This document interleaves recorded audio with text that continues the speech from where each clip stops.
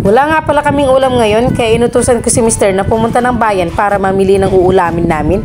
At sabi ko nga sa kanya ay ikaw nang bahala kung anong gusto mong bibilhin na ulam.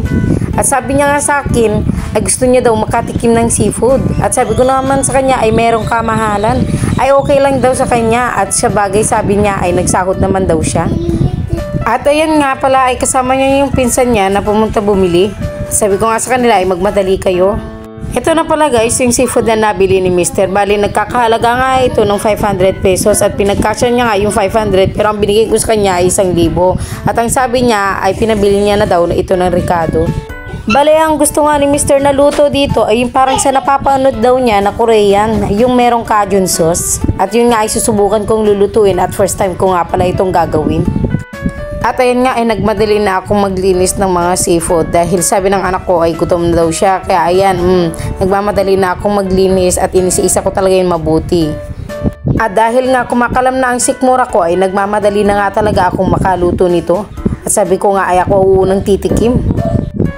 Ito nga at inuna ko na nga niluto itong crabs dahil matigas nga ang shell nito. At syempre kailangan nga nating maluto ito ng mabuti.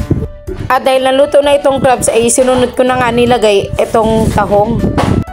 At nang maluto na ay sinunod ko naman na nilagay yung mga prawns. At ayan na nga, dahil naluto na yung prawns ay nagisa na nga ako. Bali ang nilagay ko nga pala dyan ay margarine dahil wala nga kaming butter. At ayan na nga, naglagay ako ng sibuyas at bawang luya para panggisa dito. Iba nga talaga ang nagagawa ng gutom at lalo na pag nag-craving ka kahit medyo may kamahalan na ititiisin mo para lang makakain ng masarap.